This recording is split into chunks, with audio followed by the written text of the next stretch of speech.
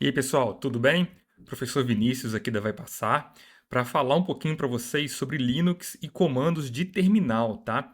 O Linux é muito comum ser cobrado em concursos públicos e algumas bancas gostam muito de cobrar os comandos também, tá? Então a gente tem que lembrar que nesses concursos, né, no dia da prova, a gente não vai ter um computador para fazer, para executar esses comandos. Então a gente tem que fazer uma aula teórica, aprender, decorar muitos desses comandos. Vocês vão ver que no caso do terminal, nós temos uma série de funções para a gente utilizar e algumas bancas gostam de cobrar.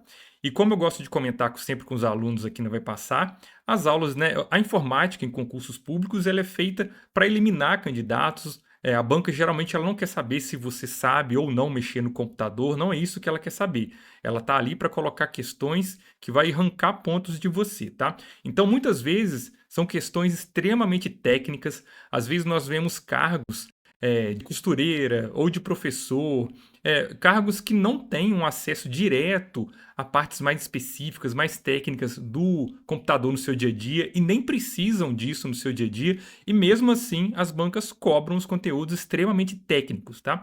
Então isso varia de banca para banca. É importante você conhecer o perfil da sua banca, entender exatamente o edital. Na Vai Passar, nós temos as nossas aulas preparatórias, né, para o concurso, onde a gente explora melhor isso e te dá técnicas, né, e ferramentas para você entender como analisar esse edital, como entender o perfil da banca, tá? Isso é extremamente importante. Então, nós teremos a nossa primeira parte, onde nós vamos entender um pouco mais sobre Linux, e na segunda parte, a gente vai falar um pouco mais sobre terminal, né, comandos de terminal. Então é importante você olhar no edital o que eles querem de você em relação ao Linux. Se quiser simplesmente os conhecimentos básicos de como funciona o Linux, a primeira parte da nossa aula vai ser o suficiente. Agora, se a banca estiver especificamente falando de terminal, de comandos de terminal, é importante você assistir então toda essa aula para aprender um pouco mais sobre esses comandos, beleza? Eu estou utilizando o Linux aqui no meu computador, que eu estou fazendo essa aula, então eu posso fazer alguns exemplos práticos para vocês aqui verem como funcionam, principalmente os comandos no terminal. Então, galera, a primeira coisa que nós temos que saber é o seguinte: o Linux ele é um sistema operacional baseado em Unix, tá? Unix é a base desse sistema, como por exemplo nós temos o Windows, nós temos o macOS, tá? É um sistema operacional. Ele funciona em qualquer computador, né? Salva raras exceções. Ele funciona como um computador normal. Tem os programas, tem o software, consegue fazer basicamente tudo que o Linux, que o Windows faz. Claro, cada um tem a sua forma diferente de funcionar, né? A ideia não é ser igual, mas ele trabalhar da mesma forma. Você consegue executar basicamente as mesmas formas, principalmente ali quando a gente fala em acessar a internet, utilizar arquivos de texto, de planilha, que é o básico do dia a dia que você vai fazer numa empresa ou mesmo numa repartição pública, que é o nosso principal objetivo aqui, né? Que você seja aprovado em um concurso público. Então, muitas das prefeituras, câmaras, têm adotado o Linux como sistema operacional, porque ele é gratuito, tá? Ele é um software livre, então até aproveitando aqui, ó, ele é um software livre e de código aberto, ou seja, ele é gratuito, você não precisa pagar para ter o Linux no seu computador. E ele é de código aberto, ele pode ser modificado, ele pode ser distribuído, tá? Então isso é extremamente importante. Diferente, por exemplo, do Windows e do macOS, que são de código fechado. Se você tem uma empresa por trás, né, que gerencia todos esses lançamentos, todo o código, você não pode distribuir, você não pode instalar ele de forma ilegal no seu computador, o que é o contrário do Linux. Qualquer um pode instalar, qualquer um pode distribuir, pode modificar, tá?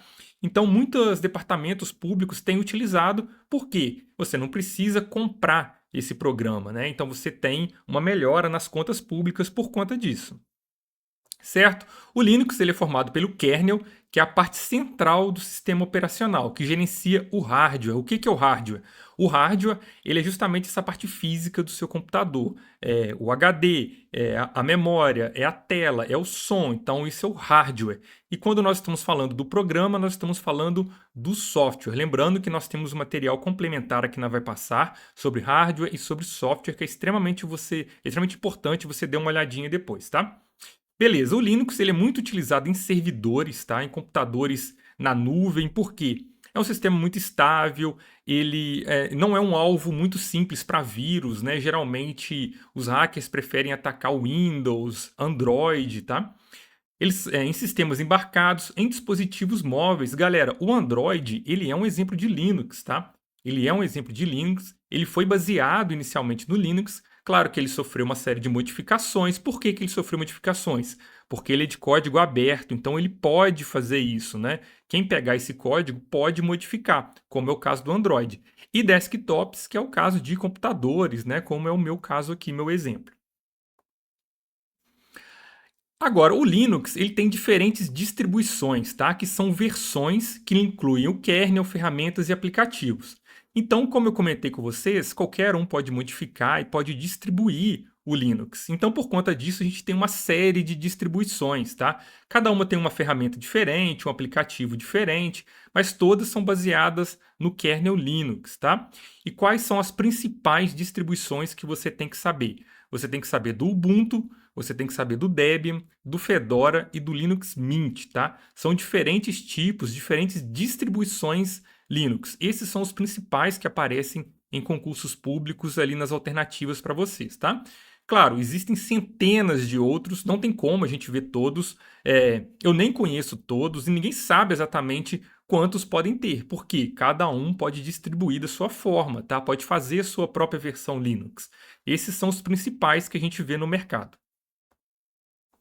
Existem algumas interfaces gráficas, ou seja, o Linux ele tem uma interface igual o Windows tem, para você clicar, para você mover arquivos, para você assistir vídeos, e existem algumas principais também. Quais que são elas? O GNOME, o KDE, o XFCE e o LXDE. São alguns, tá? Alguns exemplos aí para vocês. Existem várias outras. Por exemplo, essa foto aqui que eu tirei lá do DioLinux, um ótimo site de Linux também, para quem quiser conhecer mais um pouquinho, você tem diferentes interfaces, tá vendo? Cada uma dessas imagens aqui representa uma interface diferente, ou seja, a forma como você interage com o sistema. Algumas têm uma barrinha aqui embaixo, outros têm uma barra lateral, outros têm um menu muito parecido com o Windows, tá? Mas são diferentes tipos de interface gráfica, a forma como você lida com o sistema, né? Como você clica e interage diretamente ali com os seus arquivos.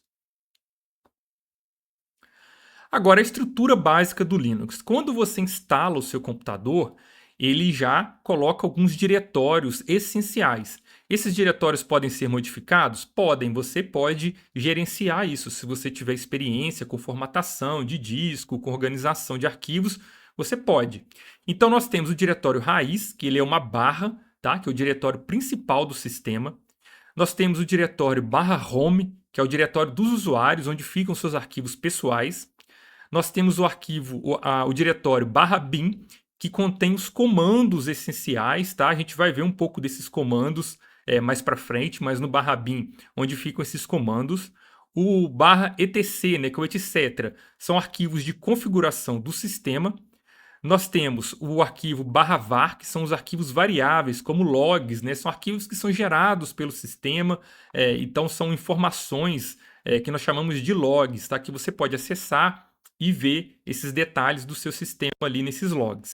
E nós temos o /temp, né? TMP, que são os arquivos temporários, aqueles que são apagados de tempos em tempos, né? Eles possuem uma vida útil, eles estão sempre sendo atualizados, então são arquivos temporários. Esse é a estrutura básica do sistema operacional Linux. Agora, nós temos um sistema de permissões, que isso aqui já é um assunto mais técnico que algumas bancas gostam de cobrar, tá? Você consegue gerenciar a permissão do usuário pelo terminal Linux. E cada grupo, cada usuário, ele recebe uma permissão específica. E essa permissão ela é dada por uma letra, tá? Nós temos o R, que é de leitura, né, que é read, que vem do inglês. Então lembre-se sempre de anotar, tá? Esse é read, que é do inglês. O W, que é da escrita, né, que é o write, que é escrever. E a execução, que é o X, de execute, né, de executar aquele arquivo. Então você pode, por exemplo, ter um arquivo e você pode especificar qual usuário pode executar, qual usuário pode escrever e qual usuário pode ler. Isso é muito importante numa empresa, né? Você quer que certas pessoas tenham acesso apenas à leitura, elas não podem modificar aquele arquivo. Outras pessoas elas podem escrever e ler, tá? Outras podem apenas executar, elas não podem fazer outras coisas além disso. Então você consegue configurar isso. Então, para servidores, o Linux ele é muito interessante por conta dessa facilidade que nós temos na hora de gerenciar essas permissões, tá? Aqui eu tenho um exemplo que eu tirei do Webmundi. Olha só, nós temos uma série de letras. Cada letra aqui vai representar um grupo e uma função. Por exemplo, esse primeiro grupo de letras, ele diz respeito ao usuário, né? No caso, o meu usuário. Nós temos agora essa segunda sequência de letras que diz respeito a um grupo específico. Você pode gerenciar um grupo ao invés de um único usuário. E nós temos uma outra sequência de letras onde nós podemos gerenciar o acesso de outros, tá? Além do grupo, que estão fora desse grupo ou que estão fora dos usuários. Por exemplo, aqui nós temos o arquivo webmundi.txt. O usuário ele pode ler, ele pode escrever e ele pode executar. Agora, o grupo ele pode simplesmente ler e escrever. Os outros, eles podem ler e executar, mas eles não podem escrever, tá vendo? Então, essa sequência de letras, ela representa isso em cima do Webmundi, tá? .txt, que é o arquivo de texto. Agora, vocês podem ver que aqui em cima nós temos o octal também, tá? O octal, o que que é? Uma sequência de números de 0 até 7, que cada número ele já representa esse sistema de letras. Olha só. Por exemplo, o número 7, ele já indica RWX, tá? Ou pode ser 111 também. Então tem essas pequenas variações. Se eu digitar, por exemplo, chmod 777, ou seja, para o usuário eu vou ter... Opa, deixa eu apagar aqui. Para o usuário eu vou ter essa configuração. Depois, para o meu grupo, eu vou ter essa configuração. E depois, para os outros, eu vou ter também essa configuração. Por quê? 777, tá? E o que é chmod? A gente vai falar sobre esse comando depois. É justamente esse comando de modificar o acesso, tá? Até representando aqui embaixo, ó. O número 7, então, o dono, aquele usuário, ele vai ter todas as opções de escrita, de leitura, de execução, a mesma coisa para o grupo e a mesma coisa para os outros. Então você pode representar dessa forma, você pode representar dessa forma e você pode representar dessa forma também as mesmas coisas, tá? Então isso é muito interessante, você tem que decorar isso, tá? Principalmente esses aqui, ó, o R, W, X, né, interpretar isso é muito importante. Lembrando que nós temos um material complementar, temos simulados sobre os terminais Linux. Não deixem de fazer para treinar, exercitar um pouco isso, além, claro, das provas da banca, que é de extrema importância você fazer essas provas para o seu cargo, tá? Nós temos todas as provas já separadas por cargo. Se não tiver a prova do seu cargo, manda uma mensagem para a gente lá no sistema, que a gente faz essa busca para você gratuitamente, tá? A gente adiciona lá uma prova para o seu cargo ou mais provas se você tiver interesse em mais, ok? Beleza. Então aqui tem um exemplo, ó, chmod, nós temos o nosso comando e nós temos o nome do arquivo txt. O chmod é o comando para alterar as permissões. Então o que eu estou dizendo aqui? Olha, altere as permissões deste arquivo de acordo com essa regra. Que regra que é essa? Nós temos a regra para o usuário pode ler, pode escrever, pode executar. O grupo pode fazer isso? Não. O grupo ele pode simplesmente ler. E nós temos os outros. Os outros podem fazer isso? Não, eles podem fazer algumas outras coisas. Eles podem ler, eles podem executar, eles podem ler e eles podem executar. Eles não podem escrever, certo? Então é importante vocês lembrarem disso aqui. Aqui nós temos um exemplo, olha só. O chmod é justamente o comando para alterar essas permissões. Então no terminal eu vou digitar chmod e vou colocar as instruções de acesso no arquivo que eu quero, tá? Então o nome do arquivo .txt é o arquivo que eu quero modificar, as instruções de acesso. Agora, R, W e X, então o usuário ele pode ler, ele pode escrever e ele pode executar. Ok. E o grupo? O grupo, ele não pode ler, mas ele pode escrever e ele pode executar. E os outros? Os outros podem ler, eles não podem escrever e eles podem executar. Entenderam a lógica? Então você tem o comando e você tem as instruções de acesso e você tem o nome do arquivo, tá? Nós veremos alguns outros comandos dentro do terminal Linux. Esse é o terminal Linux, onde a gente consegue digitar o comando. No caso aqui, ele está usando o comando locate, ele está buscando um arquivo txt. Você consegue fazer tudo pelo terminal. É obrigatório utilizar o terminal no Linux? Não, mas ele facilita bastante, tá? Pode parecer um pouco confuso no começo, mas quando você vai gerenciar grandes empresas, muitos computadores, muitos servidores, o terminal ele funciona muito bem, tá? Ele é muito prático. Olha só, eu vou dar um exemplo aqui para vocês. Eu vou abrir o meu terminal Linux aqui. Olha só, esse é o terminal do meu computador, tá? Então aqui Vinícius, que é o meu nome, tá? É o meu computador. Aqui eu estou falando, por exemplo, ls, lista os arquivos e diretórios. Então se eu digitar aqui ls, olha só, ele listou todos os meus arquivos que tem aqui na minha pasta. Então é assim que funciona, tá? Claro que no dia da prova você não vai ter acesso a um terminal no seu computador, mas você vai ter que saber esses comandos, para que ele serve. Por exemplo, o comando ls, ele lista todos os arquivos e diretórios ali naquela pasta, que eu acabei de fazer.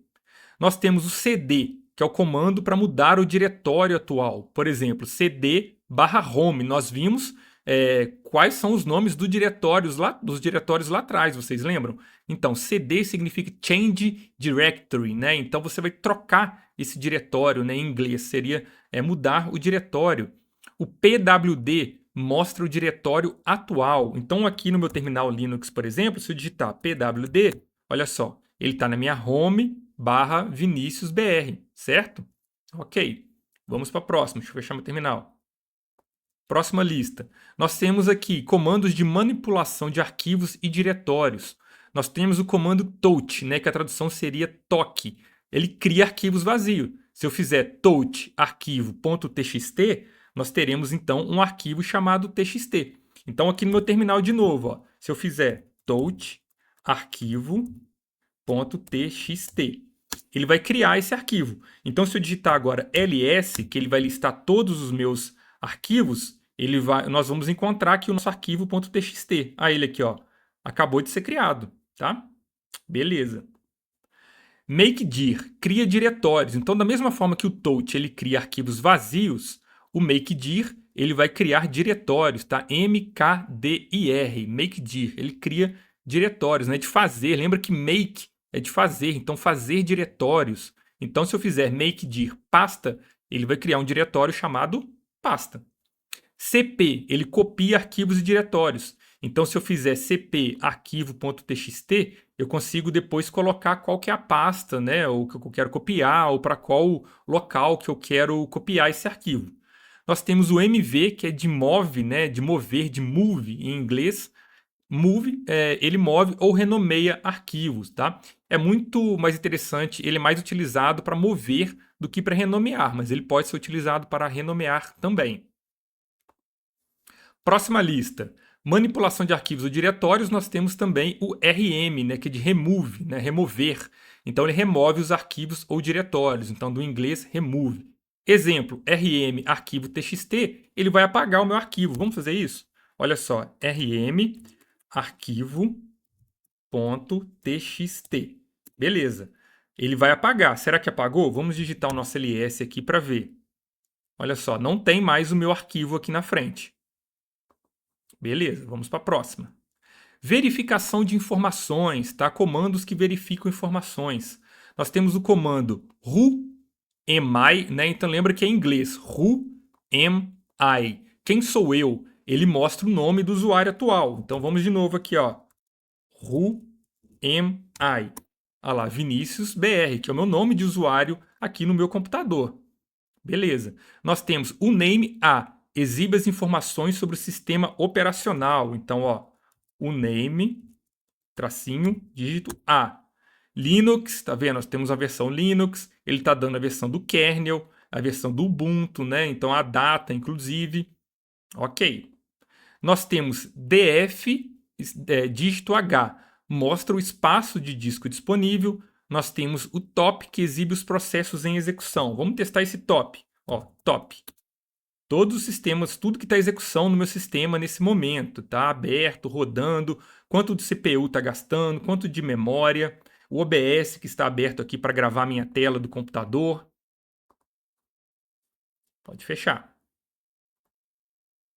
Gerenciamento de permissões. O chmod, que nós vimos, né, que ele altera as permissões dos arquivos.